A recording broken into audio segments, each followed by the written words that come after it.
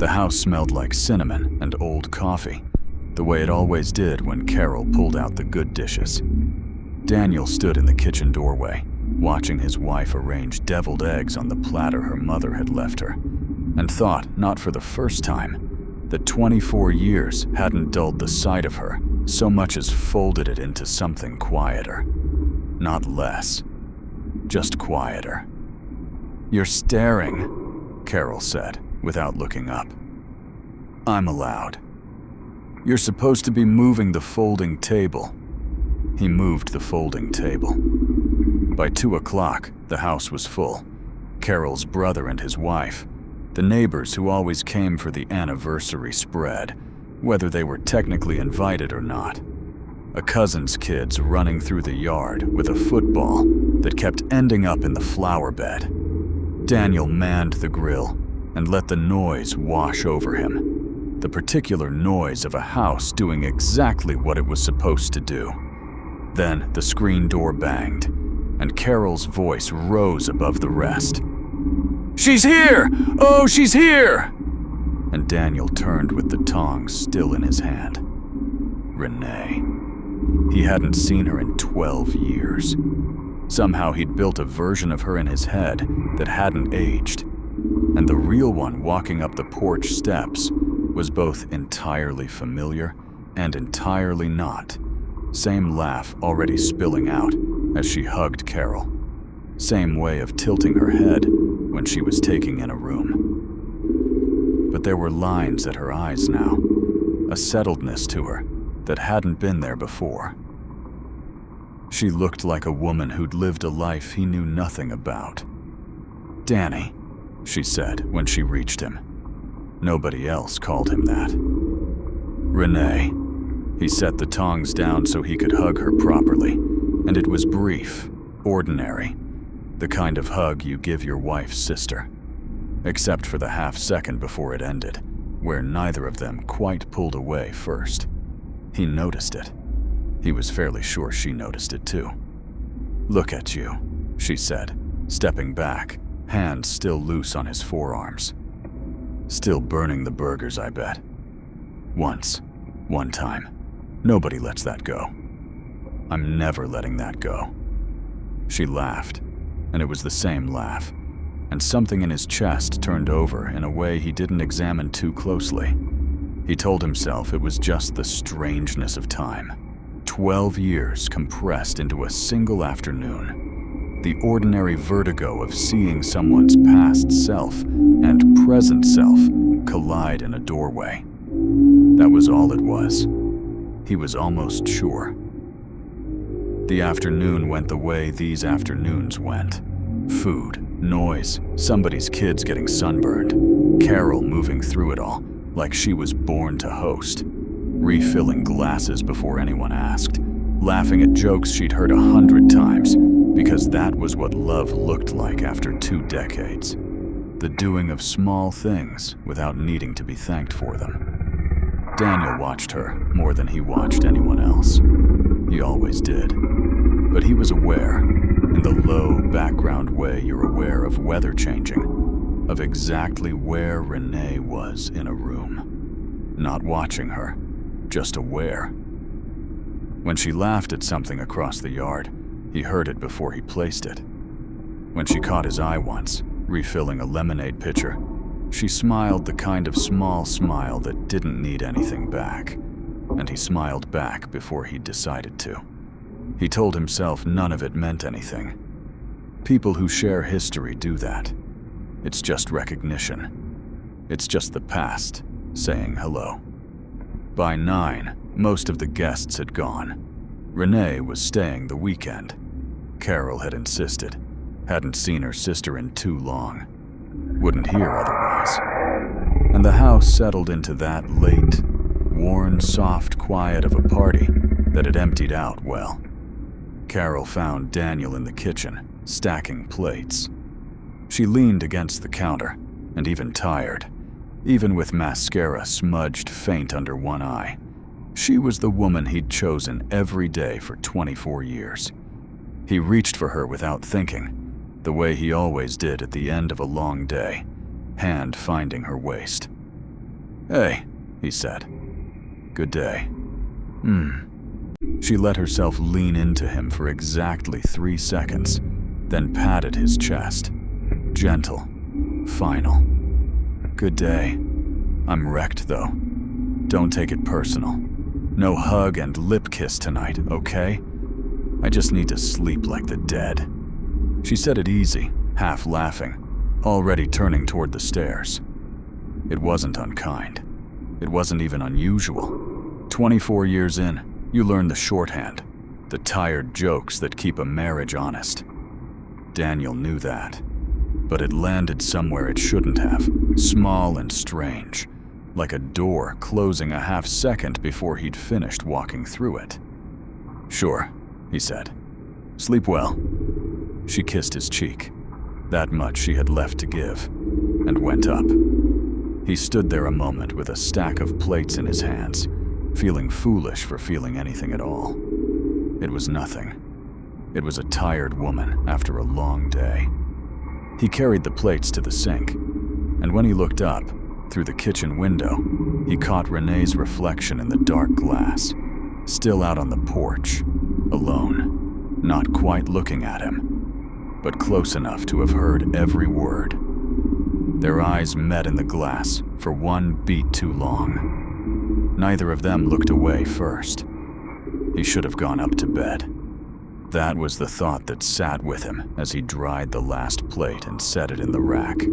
Go up, brush your teeth, lie down next to your wife. Let the day end the way days are supposed to end. Instead, he found himself on the porch, 2 glasses of iced tea in hand, telling himself it was just hospitality. You didn't leave a guest sitting alone in the dark. Renee was in the porch swing, knees pulled up, a sweater borrowed from somewhere thrown over her shoulders against the cooling night. She looked up when the screen door creaked. "Peace offering," Daniel said, holding out a glass. "Figured you might still be up. Jet lag's a cruel joke." "Cruelest." She took the glass, made room on the swing without quite inviting him to sit, which he did anyway.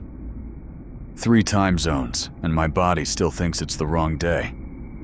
For a while they just sat, the swing creaking its small rhythm, crickets doing what crickets do. It was easy in a way Daniel hadn't braced for. He'd expected something more charged walking out here, some tension he'd have to manage. Instead, it just felt like sitting with someone he used to know very well, which, he supposed, was exactly what it was. 12 years, she said finally, to the yard, not to him. "You'd think I'd have more to say. You've got time. Weekend's young." She smiled at that, small, sideways. "Careful, I might take you up on it." He laughed, and it came easier than it should have. "How's..." he started, then realized he didn't actually know the shape of her life anymore. "How's out there? Wherever out there is these days." "Denver, currently. Before that, Phoenix. Before that, a very brief and very stupid attempt at Seattle." She waved a hand. "Divorced 4 years now. No kids. A dog named Biscuit, who I love more than most people." "I didn't know about the divorce." "Carol didn't tell you?" "Carol tells me things in her own time."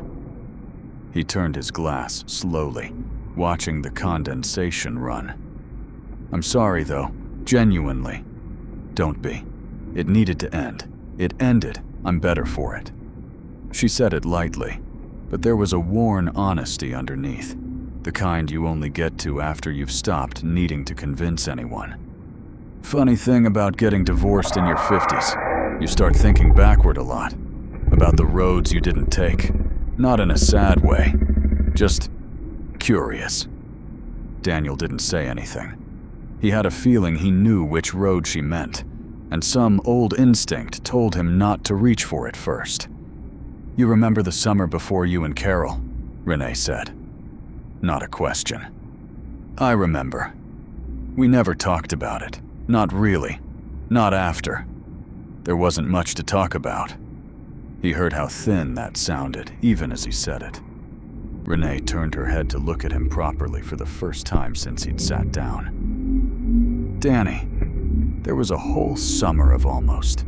You drove me home from the Hendersons' wedding, and we sat in your car for 40 minutes not going anywhere. There was plenty to talk about. He felt it land somewhere low in his chest, the specific, unhurried accuracy of the memory. He hadn't thought about that car, that driveway, in years. Now it was as vivid as yesterday. The engine ticking as it cooled, her hand resting an inch from his on the console. The conversation that kept almost turning into something else, and never quite did. I was scared, he said, surprising himself with the honesty of it. You were about to leave for Austin. What was I supposed to do? Ask you to stay? Would it have worked if you had? I don't know. I never found out. He looked at her. You never gave me the chance either, if we're keeping score. You had your bags packed before I'd even worked up the nerve. Fair, she conceded, with a small, rueful laugh. We were both cowards. Good, functioning cowards. And then I met Carol. And then you met Carol. She agreed. And something crossed her face. Not bitterness. Nothing so simple as that. More like the particular ache of watching a door close in slow motion, years after the fact. For what it's worth, I was glad. I was. She's good for you. She's good. Period. She is. They sat with that a moment, the swing creaking, the tea sweating in their hands. I just think about it sometimes, Renee said, quieter now, eyes back on the dark yard. Not in a, I'm not saying anything, Danny. I'm not that person. I just think about it. What might have happened if I'd said something instead of just leaving for Texas and letting it go quiet. What would you have said? The question was out before he'd decided to ask it. He felt it the moment it left him. A door he hadn't meant to open, standing ajar now between them. Renee looked at him for a long moment. The porch light caught the side of her face, and for a second, he could see exactly who she'd been at 26, sitting in his car, not going anywhere. I don't know yet, she said finally, and there was something in the way she said it. Not flirtation, not quite, but close enough to its shadow that his pulse noticed before his mind did. Maybe I'll figure it out this weekend. She stood, unfolding herself from the swing, and picked up her glass. Night, Danny, she said, and went inside, leaving him alone on the porch with the crickets and the ice melting in his hand, and the distinct, uneasy sense that something had just started that he didn't know how to stop, or whether he wanted to. Saturday passed in the ordinary rhythms of a family weekend. A trip into town for groceries, Carol and her sister falling into old patterns at the stove, laughter drifting out from the kitchen while Daniel mowed a lawn that didn't really need mowing. He kept himself busy on purpose. Busy hands, quiet mind. It mostly worked. Carol was asleep by 10:30, worn thin from 2 days of hosting, murmuring a soft goodnight against his shoulder before turning over. Daniel lay beside her a long while, listening to her breathing even out, and told himself the porch last night had been nothing. Old friends, old history, nothing more. People revisit the past sometimes. It didn't have to mean anything. He went down around 11 to lock up. Renee was in the kitchen, rinsing the last of the wine glasses by hand, sleeves pushed up, the radio murmuring low from the counter. She didn't hear him at first. He stood in the doorway a moment, watching her, the unguarded, ordinary motion of someone drying a glass, humming faintly along with a song he half recognized, and felt something in his chest tighten in a way he didn't have a name for. You're supposed to be asleep, he said. She startled, laughed, set the glass down. "You're supposed to be asleep too? Locking up?" He held up the keys like proof. "I couldn't just leave these out." She nodded at the glasses. Carol would have found them in the morning and had a small stroke. She would have. He crossed the kitchen, picked up a towel without quite deciding to, and started drying alongside her. It felt natural. That was the problem. How natural it felt.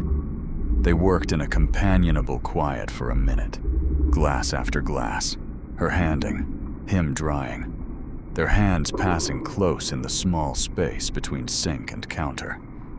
The third time it happened, her fingers brushed his.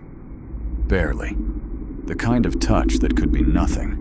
That was nothing, 99 times out of 100. Neither of them pulled away right away. Daniel felt it travel up his arm like a low current, and when he looked up, Renee wasn't looking at the glass anymore. She was looking at him. Really looking, the way people don't let themselves look at someone else's husband. "Renee," he said, and didn't know what he meant to follow it with. "I know," she said quietly. "I know, Danny." But she didn't step back. Neither did he. The kitchen light hummed overhead, and somewhere upstairs, his wife was sleeping the sleep of the genuinely exhausted. And here he was standing closer to her sister than the width of the counter required. Close enough to see the small scar above her eyebrow. He'd forgotten was there. Close enough to smell the dish soap, and underneath it, something warmer. Something that was just her. "I keep thinking about what I said last night," she said, on the porch. "About figuring it out." "Yeah." Her voice had dropped, barely above the radio. "I think I have."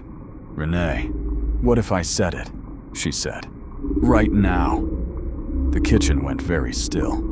He heard the refrigerator hum, the radio's low static between songs, his own pulse loud in his ears. "Said what?" he made himself ask, though he knew.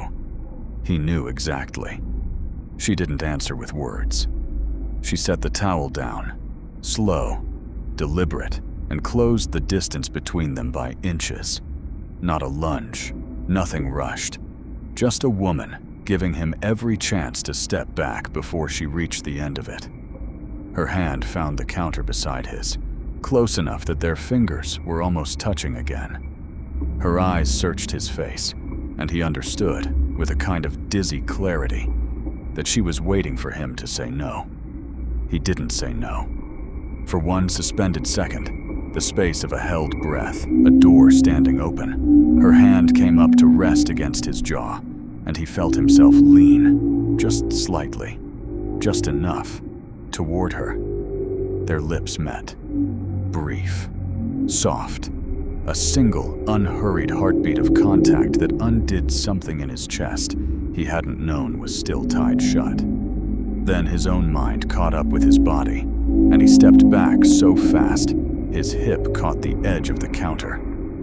"No," he said, and it came out rough, half strangled. "No, Renee, no, I can't. I'm sorry, I can't." She stood very still, hand still faintly raised where his face had been. And for a moment, neither of them said anything at all. Her expression was unreadable. Not hurt, not triumphant. Something more complicated than either. Something that looked almost like relief and grief arriving at the same time. "Okay," she said softly. "I have to go upstairs." His heart was slamming against his ribs. "I have to. I can't be down here right now. Danny, good night, Renee." He didn't wait for her to answer. He left the towel on the counter, the glasses half dried, and took the stairs 2 at a time, his hands shaking, his wife's sleeping shape waiting for him in the dark of their bedroom, and the taste of a mistake he couldn't undo sitting on his mouth like something he'd have to carry alone. He didn't sleep. He lay beside Carol in the dark, staring at the ceiling, replaying it in fragments he couldn't stop. The dish towel, the low hum of the radio, the second her hand touched his jaw. He kept waiting for guilt to arrive in some clean, recognizable shape, something he could wrestle with and understand. Instead, it came in pieces, tangled with things that had nothing to do with Renee at all. He thought about no hug and lip kiss tonight. He thought about how many nights, over how many years, had ended exactly that way. Not cruel, never cruel, just tired, just ordinary. Just two people so worn down by the running of a life that affection got filed under things to get to later. He thought about how long it had been since anyone had looked at him the way Renee looked at him in that kitchen. Like he was still someone worth wanting, not just someone who took out the trash and remembered the anniversary and kept the house running. That thought scared him more than the kiss had. Because the kiss, he could tell himself, was a lapse. A single, reckless second in a marriage of thousands of good ones. But the wanting underneath it, the part of him that had leaned in, that hadn't wanted to step back, that felt like it had been sitting there a long while, quiet and unexamined, waiting for someone to notice it. He turned his head and looked at Carol, asleep beside him, one hand curled near her face, the way it had been curled that way for 24 years. He loved her. That much was not in question, had never once been in question. Not on the porch, not in the kitchen, not with Renee's hand on his jaw. But loving someone and feeling loved by them, lately, in the specific, attended to way a person needs to feel, those had drifted apart somewhere in the last several years, quietly, the way things drift when nobody's watching. He hadn't said anything about it, not once. He'd just absorbed it, the way you absorb weather. That was on him, too. He understood that now, staring at the ceiling. Renee hadn't caused this. Renee had just been standing near a door he'd already left open. He found Carol in the kitchen before anyone else was up, sun barely over the tree line, coffee going. She looked surprised to see him downstairs so early. "Couldn't sleep," he said, which was true. "You're never up before me." She poured him a cup without asking, the small automatic kindness of 2 decades of marriage. "Everything okay?" He almost said yes. The word was right there. Easy. The answer he'd given 1,000 mornings. Instead, he found himself saying, "Can we talk for a minute? Before everyone's up?" Something shifted in her face. Not alarm exactly, but attention. The particular attention of a woman who knew her husband well enough to hear when a question wasn't really a question. "Okay," she said, and sat. He didn't tell her about the kitchen. He didn't tell her about the kiss. Not yet, maybe not ever. He hadn't decided. And some part of him knew that decision mattered less than the one he was about to make right now. Instead, he said the truer, harder thing. "I've been feeling far away from you," he said. "For a while now. Not because of anything you did. Just life got loud, and we got quiet, and I let it happen instead of saying something." Carol was quiet a moment, turning her mug slowly on the table. "Where's this coming from, Danny?" "Renee, a little," he admitted, which was as close to the truth as he could manage without breaking something he wasn't ready to break. "Talking to her the last couple days, about the past. It made me realize how long it's been since I told you I still..." He stopped, started again. "I still want you to look at me like you used to, and I haven't been giving you much reason to lately. I've just been going through motions and calling it a marriage." Carol's eyes were bright, but she didn't look away. "I say not tonight a lot, don't I? You're tired. I'm not blaming you for being tired. I know, but I hear myself sometimes." She reached across the table, put her hand over his. I don't want us to be people who just run a house together, Danny. I still want the rest of it too. So do I, he said, and meant it more than he'd meant almost anything in a long time. So do I. I just forgot how to ask for it. They sat there a moment, hands together on the table, the coffee going cold, the house still quiet around them. One door closing gently somewhere inside him, another cracking open, unfamiliar and a little frightening in its honesty. He hadn't decided yet what to do about Renee, but he knew, sitting there with Carol's hand under his, exactly which marriage he was choosing to fight for. Renee left Sunday afternoon, a day earlier than planned. She said something about wanting to beat traffic, and nobody questioned it, though Daniel caught the small, careful distance she kept from him all morning. Never quite in the same room for long, never quite meeting his eyes across the breakfast table. He found her by her car, bags already loaded, keys in hand. Carol was inside, wrapping up leftovers, giving them, whether she knew it or not, exactly the 2 minutes they needed. I wanted to say goodbye properly, Daniel said. You don't have to make this a whole thing, Danny. But her voice was gentle, not sharp. I'm not. He exhaled. I don't want you leaving thinking I regret you existing, or that I'm angry. I'm not angry. I just can't be the person you were asking about the other night. I never really could. I just forgot to say so out loud. 12 years ago, and then I forgot again on Friday. Renee looked at him for a long moment, something settling in her face. Not quite peace, but the start of it. I think I already knew that, before I asked. I think I just needed to actually hear it. Needed to stop wondering. For what it's worth, he said, the wondering flattered me, more than it should have.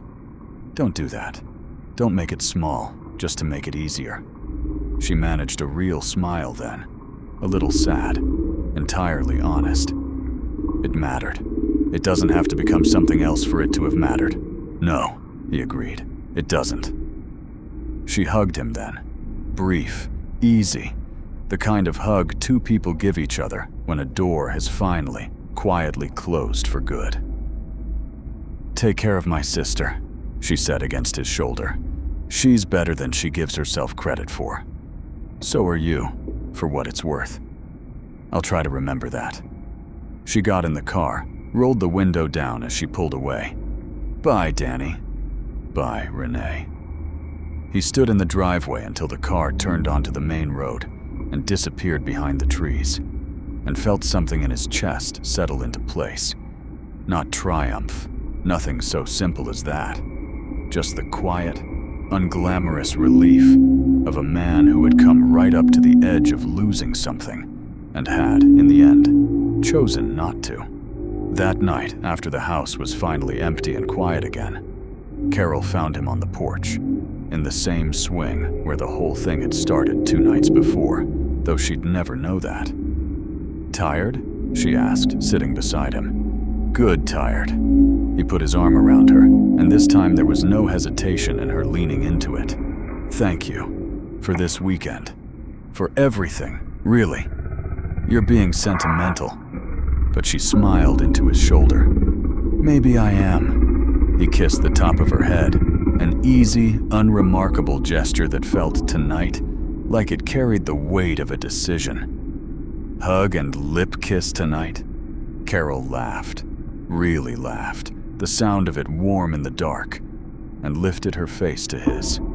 Hug and lip kiss tonight, she agreed, and kissed him, unhurried, like there was nowhere else either of them needed to be. Somewhere down the road, taillights disappeared into the dark, carrying away a question that had finally been answered.